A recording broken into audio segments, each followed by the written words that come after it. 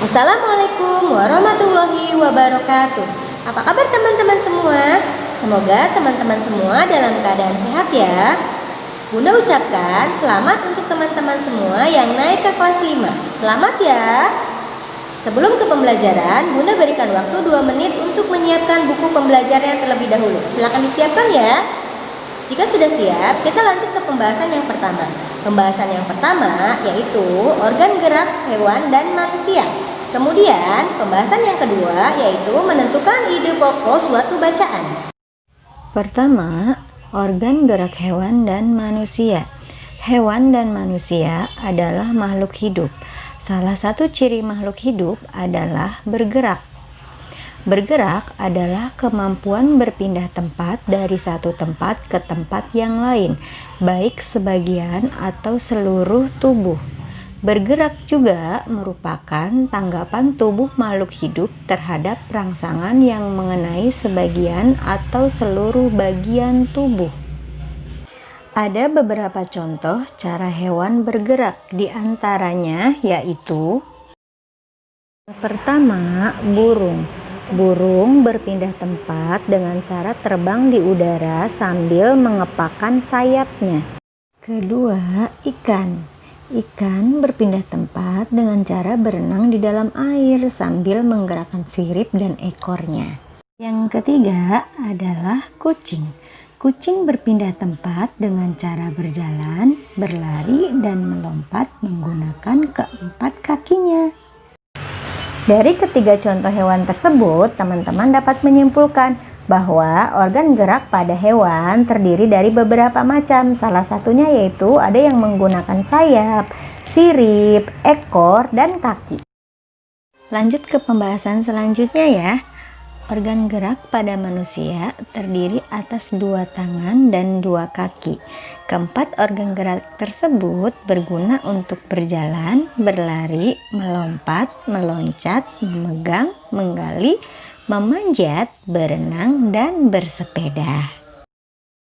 Pada dasarnya, organ atau alat gerak manusia dibedakan menjadi 2, yaitu yang pertama, alat gerak pasif yang dinamakan dengan tulang.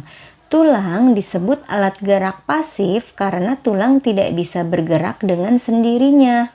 Tanpa adanya alat gerak aktif yang mempengaruhi tulang, maka tulang-tulang manusia dan hewan akan diam dan tidak dapat membantu alat pergerakan yang sesungguhnya. Kedua, alat gerak aktif yang dinamakan dengan otot.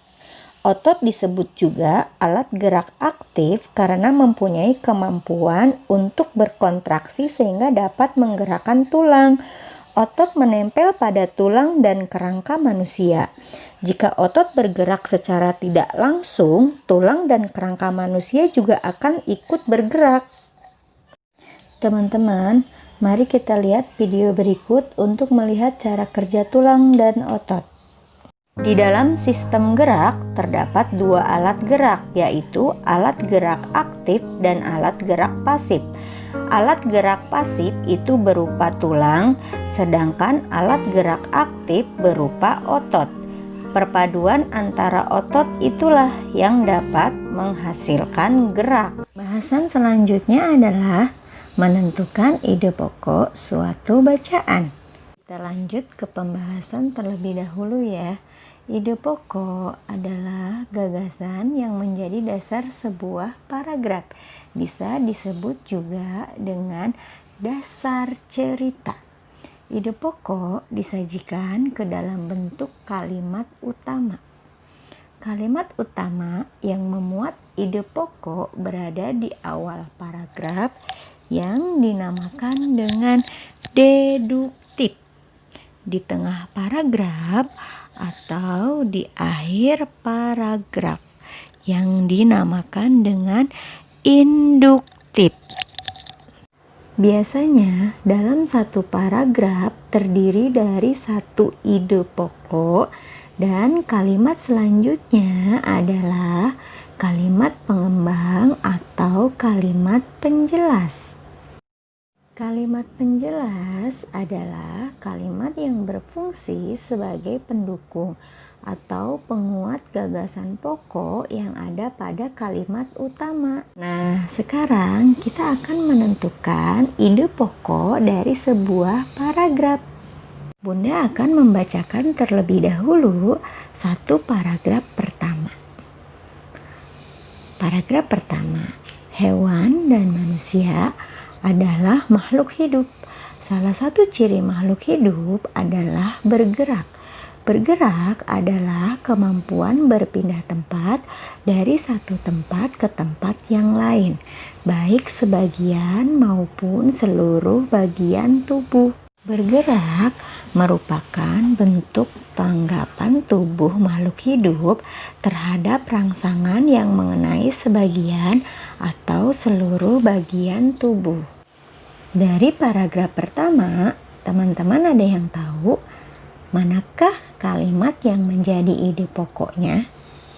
Kita jawab bersama-sama ya. Ide pokok dari paragraf pertama ada di kalimat kedua, yaitu salah satu ciri makhluk hidup adalah bergerak.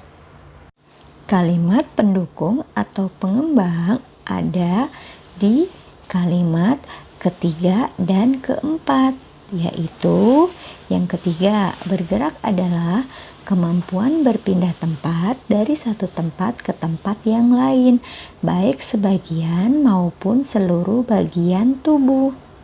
Kalimat yang keempat atau yang terakhir adalah bergerak merupakan bentuk tanggapan tubuh makhluk hidup terhadap rangsangan yang mengenai sebagian atau seluruh bagian tubuh.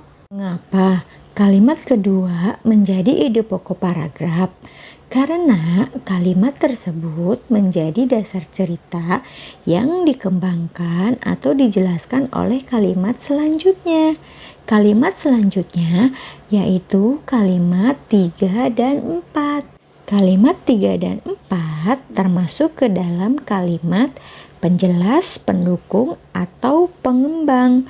Karena kalimat tersebut mengembangkan kalimat kedua yang menjadi ide pokok. Dari materi yang sudah Bunda sampaikan, apakah teman-teman dapat memahaminya? Jika sudah paham, kita lanjut ke tugas ya. Tugas yang pertama, menentukan ide pokok dan gagasan pendukung dari paragraf di bawah ini. Tugas yang kedua, mengembangkan ide pokok di bawah ini menjadi sebuah paragraf. Selamat mengerjakan. Wassalamualaikum warahmatullahi wabarakatuh.